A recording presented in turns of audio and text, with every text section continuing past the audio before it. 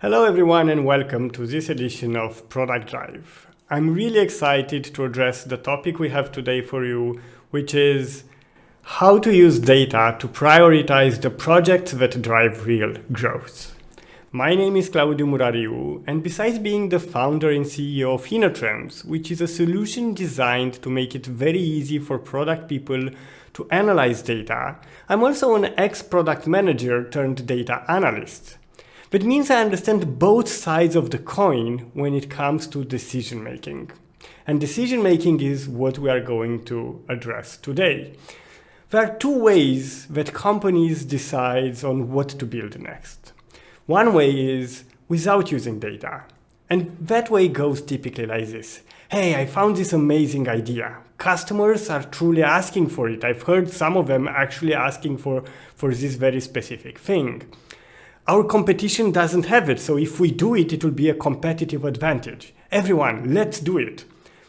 And then the whole company starts organizing itself around delivering this project. There is a dev sprint, UX people mock up designs, marketers are preparing copy, and everyone is working in order to deliver the project. Now, there is another way to do the same thing, which is using data. Somebody will go, hey, I found this idea and it sounds promising. Somebody else says, hey, that's right. Let's understand the context of it. Let's see if we find any correlations or cause and effect connections. And then let's see when we should prioritize this. This second type of decision making is what I want to address with you today. And when it comes to data, almost every single company in the world has some data collected. I think there is a percentage out there of 99.8% of all the companies in the world collect data about their users. So you most probably fit into this bucket. But then there is a smaller bucket of companies that collect the correct data, the right data that needs analyzing, and even a much smaller percentage of companies that get insights out of that data, that manage to make it useful. I believe it's between 5 and 10% of all the companies in the world that actually fit into that bucket. And today's presentation is how do we go in that direction? Because it's not about the data, it's about the process. And that's what's mostly missing from most companies. And to make it easier to go through this, let's actually let's select a project that we'd want to do. Optimize the onboarding process. Let's say that's the process that our company needs to go through, and how would we go about it when we should use data. But first, let's see how the companies that don't use data do it. Some customers will complain about onboarding. Somebody will come and say, hey, let's build a product guide to make it much easier for the people to finish the onboarding process because it doesn't seem they can do it today. Everybody thinks it's a great idea. Product marketing gets the task of designing all the guide steps and putting all the copy and everything that needs to be covered there. We then select a tool to implement it, and everybody gets to work to deliver the project. Now, using data, you do it in a different method. The first thing you want to do is build a customer journey map, because when you use data and you take a scientific approach to things, you want to invalidate, hey, is there actually a problem, or is it just a feeling of ours that we have a problem there? And to answer that question, you need a map. You need to know to find it easy to navigate yourself through the problem. You need to find areas of improvement. It's rare that everything is wrong. Certain things are wrong and certain things are working right, and you want to differentiate between them because you don't want to waste resources fixing things that are not wrong. You want to understand the context really well. Before you do anything, before you implement anything, you want to understand the context, develop a hypothesis, and then prioritize based on the possible impact of the project that you want to deliver. So let's take those steps one after the other and see exactly how a data-driven company would address the onboarding optimization project. Step 1, build your customer journey map. Now, You need to get the whole team, product managers, product marketers, customer success people at the same table and start working and designing the customer journey map. You can use an Excel file, or you can use a free tool like we provide, where we also provide help on how to fill it, to generate that map. The critical part here is to get alignment across the whole company. What are the customer journey touch points that people go through when using your product? That alignment is crucial, as without it, any hypothesis you'll come with to the rest of the team, with any such hypothesis, people will understand the different things, and you don't want that. You want everyone to be fully aligned on what you want to optimize. Not having a customer journey map, it's like, think of it like landing out of the sudden in a city from a very different culture with a language that you don't understand and they don't speak your language, with a different alphabet, and you would need to get to a certain point. If you don't have a map where that point is marked, we need to get here, the chances for you to get there are close to zero. With a map, you just start showing it to people and people will direct you, even if you don't speak the same language. That's why a customer journey map is so crucial, because it helps you navigate the data. It will structure the data in a way that you can actually analyze it further. The next thing is find areas of improvement. Now that we have a map, we need to put some data on all the touch points from that map. So you need to build a dashboard. A dashboard that's the big picture of your business, how acquisition happens, how activation happens, how retention happens. You want to have that big picture really laid out in front of everyone in your team, because it will be instantly evident what the biggest problem of your business is. We said that we wanted to optimize onboarding, and it turns out that yes, we do have an onboarding problem. So yes, the whole company should focus on it. But if you have a bigger retention problem, or if you have a bigger acquisition problem, you should put all the focus there, because you always want to put all the focus on the areas with the biggest impact. That's how you drive growth. You don't drive growth by optimizing things that don't have high potential of increasing the number of customers for your company. So that's the first thing. You need to find what's the big area where you can have the biggest impact in terms of growth. Let's assume in our case, onboarding it is. If it's not, you just go back and you say, hey, we shouldn't focus on onboarding. We should focus on retention or acquisition, because an increase there will have a much more significant impact on our bottom line than an increase on onboarding. Now we get to the interesting part. We need to understand the context. Like if we are to optimize something, we need to understand that context really, really well. How do we understand the context? By asking questions, business questions. That's the first thing you need to do. And again, if you don't have exercise in doing that, get the whole team around the same table and start brainstorming. What questions should we ask in order to have a really good understanding of what's happening during the onboarding process? I'm going to give you a couple of examples of things that you can ask and what are the reports that you can use to answer those questions. How are people converting during the onboarding process? That's probably the first question you want to address. And the answer to that question is an onboarding funnel. We want to have a clear understanding of how people go through each step of the onboarding funnel, where they drop off the most. And so we kind of figure out what's the area that we need to improve. So we don't optimize the full onboarding process. We are going to optimize the areas where we do have problems. Next question. How long does it take to finish the onboarding process? Okay, so do our users finish the onboarding process in minutes, in hours, in days? How does that compare to what our expectations are? Should we expect the onboarding process to finish sooner? Have we tried it ourselves? What about the most successful customers? How fast do they finish the onboarding process? Is there any correlation between finishing the onboarding process much faster and payment or not? All good questions to ask.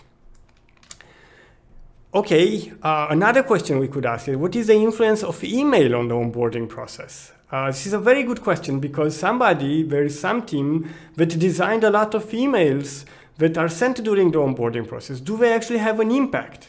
Do they make any difference?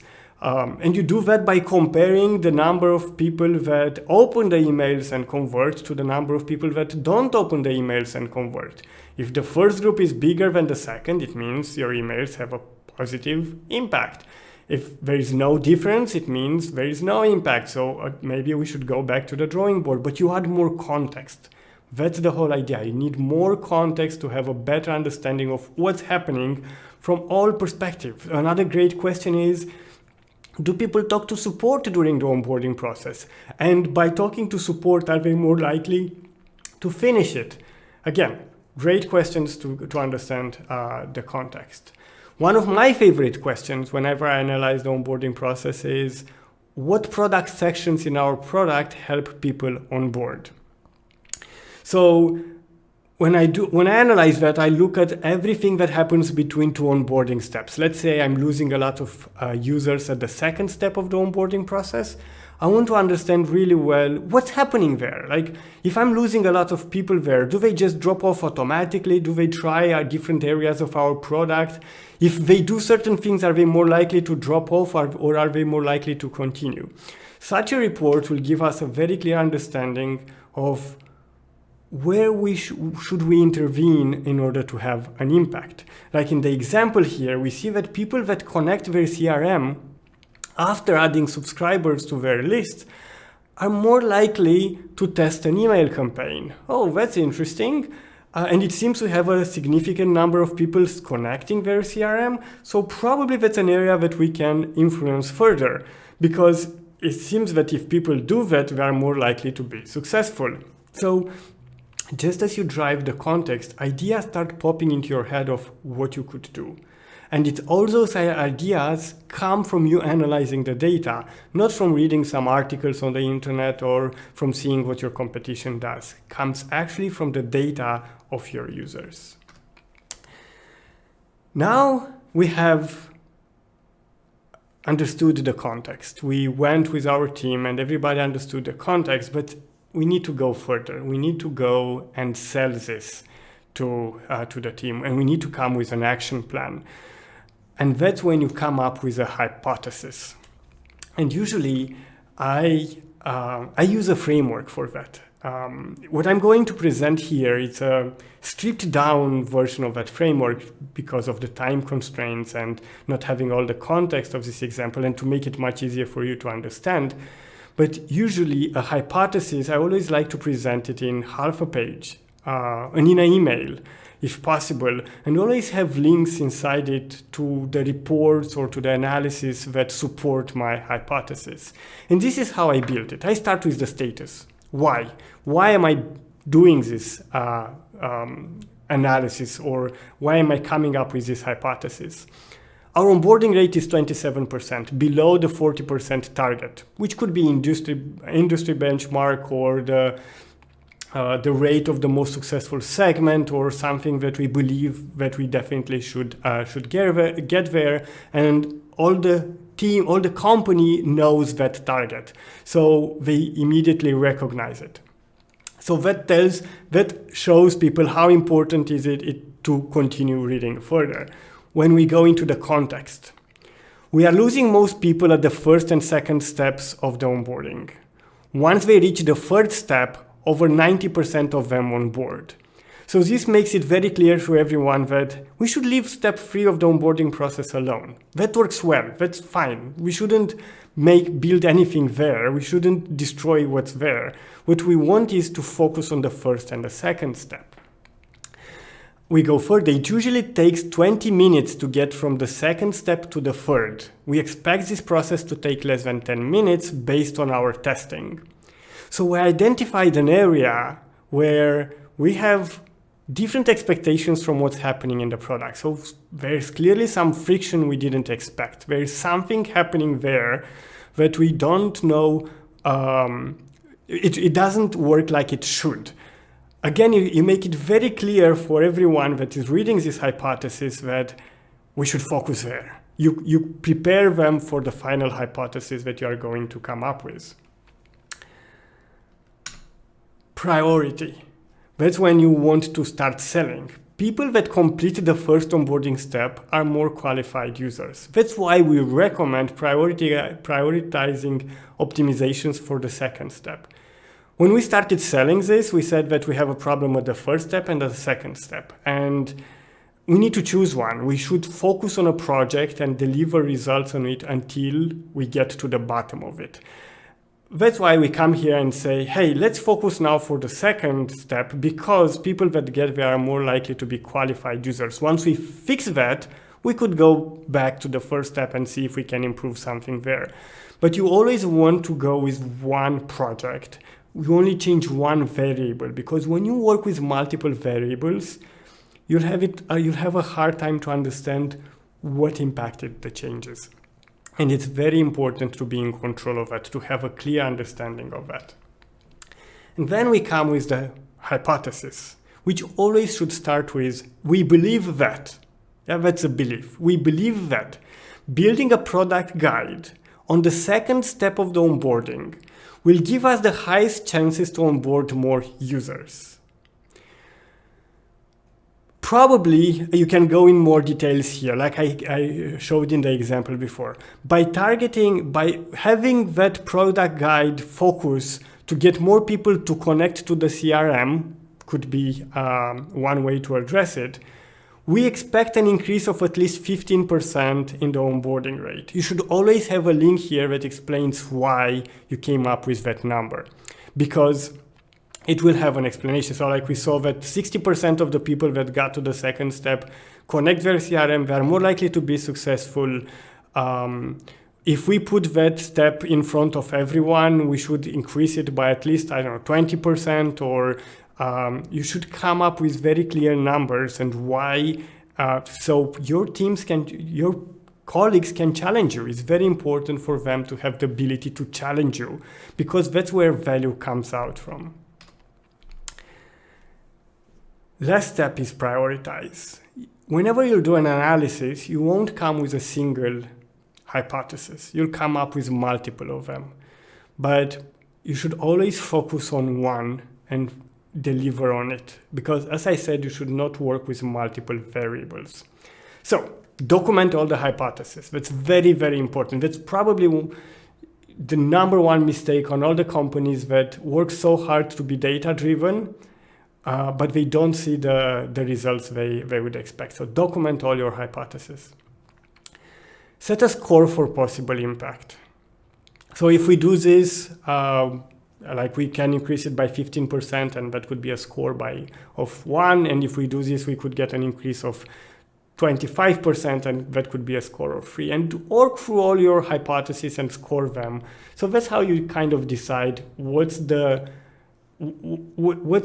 project that you should focus on first, the one with the biggest possible impact. Share with the team how it is calculated. Always allow them to challenge your assumptions.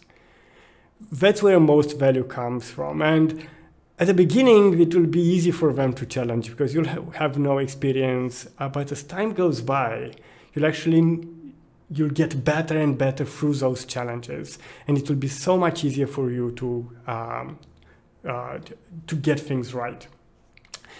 Keep a record of the differences between estimated and the real impact. Again, something that I like very much, because that shows clear progress on your side. How good am I now to estimate impact of a project compared to how good I was 6 months ago or 1 year ago? And remember, cause and effect, so causation, is established the easiest with A/B testing. There is a difference between correlation and causation, and you always want to push for causation. You want to be able to say at the end, because we did this, this happened. And that's the easiest way to address that is A/B testing, when you only change one variable. If you have an A/B test and only one variable is changed and you have a different result, it means that that result was driven by the variable. And to wrap up, what are the steps that you need to go through in order to make a data-driven decision and to generate growth with high certainty? make sure you map things out. Without a map, it will be very difficult for you to navigate through the data. Find areas of improvement and focus on them. Don't try to fix everything at once. Focus on a single project, usually on the one with the biggest impact on your bottom line. Understand the context. Doing that will get you ahead of more than 80% of the companies in the world who only collect data, or maybe even collect the right data, but they fail to understand the context, the story behind that data. Develop a hypothesis.